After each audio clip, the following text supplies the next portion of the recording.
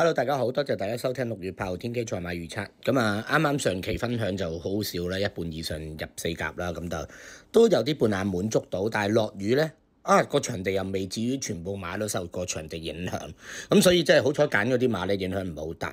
咁聽日應該唔會落雨啩，而家都天晴啦，聽日都有幾隻馬我自己真係特別中意啦。咁但係聽日偏財日嚟嘅，爆冷月偏財日。嗰日落飛都有啲特別得啲啦，聽日都有啲落飛係特別得嘅，但係始終咧，聽日咧，我估計10場咧都有2-3場會爆得好犀利嘅，特別咧，我覺得3T 軸心中間嗰場咧，其實武林寶典而家係10幾蚊嘅啫，係10幾蚊，會唔會輸呢隻咧？因為我自己覺得咧，第4、第6場幾好賭喎，3T 係4、5、6場嚟嘅喎，咁會唔會就係爆嗰一場咧？我唔知，雖然我擺咗嗰隻可能咧有機會爆冷咧，呢場都係其中一場㗎嚇。聽日主要心水咧就係4、6、7、10場啦。咁第一場咧，我本身好中意隻成多多，但係我點中意啫？喂，頭先睇30幾蚊，我而家錄音呢刻19蚊，我唔知聽日幾多錢啊？喂，大佬，呢隻馬又未至於去到熱到咁咯，30-40蚊 win 我覺得值得到，我冇諗覺得而家得19蚊啊，希望就唔係咁樣啦嚇。因為落班同埋佢本身個狀態真係 keep 得好好嘅。咁第二場好亂局啊，咁我就唔特別分享啦。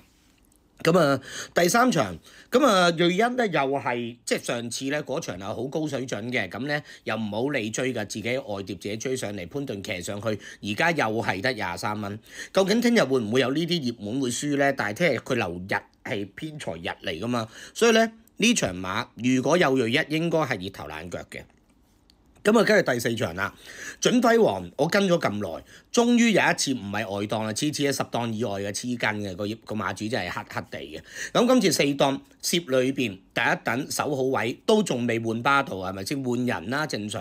咁所以我覺得咧呢隻馬都係我係繼續跟進都冇辦法，我中意就係中意㗎啦。開心宇就澳門馬嚟香港最成功呢一隻㗎啦，叫韌度最高，去14檔吸埋嚟，只要喺2碟我嗰一隻馬咧轉彎走出嚟咧，都有幾大嘅韌力嘅，但係如果佢冇辦法啦，及14檔吸埋嚟要3碟嘅，咁就輸咗噶啦。咁但係起碼呢隻馬係半難咯。咁平海之星就縮翻程落嚟，究竟係咪得我唔知啦。呢個咧有待觀察啦。潘頓120就啱啱好120磅嘅啫，食多少少就罰錢嘅，食重少少罰錢嘅。咁呢啲都係會搏嘅。5場頭先講嘅情況我唔講啦。6場又好難唔打星嘅，即係除非。勁沙塵原來嗌到啦，其實就會特別渣咁樣。咁呢場馬我自己好中意飛躍成就。咁究竟係布文揀飛躍成就，定係布文俾人踢走咗勁沙塵焗住跑飛躍成就咧？飛躍成就隻馬上次咧我買咗全餐嘅，點知佢跑第7啊？咁臨場落飛賀賢落飛，上個月賀賢唔好，今個月賀賢贏翻馬㗎啦。轉咗月田泰安賀賢，我講咗唔好嘅人佢都好翻啲㗎啦。咁呢個係嗰個情況。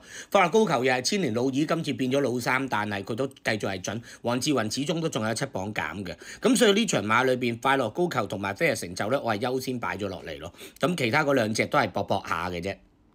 好，跟住之後第7場啦。第7場光年魅力，喂真係隻馬好，即我覺得係第一樣嘢準得好緊要，誇張嚟形容啦。第二樣嘢武林密碼係 keep 住隻馬咁靚，今場馬咧有隻飛奧場5檔 cut 埋去做步速。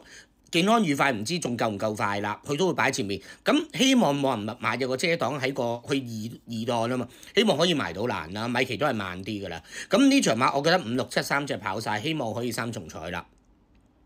8場我覺得亂局。如果會爆冷，我覺得繼續我都係我係唔心死，我會繼續光年80嘅。即係正如嗰一日有一隻容天鵬2號嗰隻啦，之前我唔心死嗰隻，到最後啱啱上次贏咗，我中翻條800幾蚊 Q。咁呢啲都係呢一啲馬放頭，容天鵬放頭馬。第10場啦，小李天堂咧絕對可以留翻下季㗎。咁但係咧隻馬咧又即係個狀態起咗，佢繼續擺咗喺度。咁呢場馬即係我覺得咧唔打星亦都唔得，因為營造組長大家知我之前嘅銀河馬隻馬有事休息9休出翻嚟連贏2邊，呢場贏唔到㗎啦，大佬你唔如果堅跑唔夠小李天堂唔夠美歌飛跑嘅，美歌飛仲有一進步，小李天堂仲有一進步嘅。咁所以咧呢場馬呢3隻咧，你如果覺得爆冷3膽。搏一隻爛腳，睇下你中意邊隻爛腳擺入嚟咯。我就擺咗暴風之子啦嚇。咁啊聽日落飛都算幾好㗎嚇。咁啊可以睇臨場啦，預祝大家贏錢。嗱開跑時間咧係3點鐘。咁黃昏馬。咁sorry，開跑時間係4點鐘，咁但係咧就聽日咧有一場馬咧係2點8咧係日本個安田紀念嘅，咁所以夾住咗喺中間，仲有1個鐘頭時間先休息。佢4點鐘開跑，跑到拉展尾場嘅話係8點9，咁啊時間唔同咗，咁啊編財日跟住今個月大部分日子都係爆冷㗎啦，今日都仲係編財日，但係都係嗰句，一定會有啲冷腳揸入嚟㗎啦，咁睇下大家捉唔捉到啦嚇。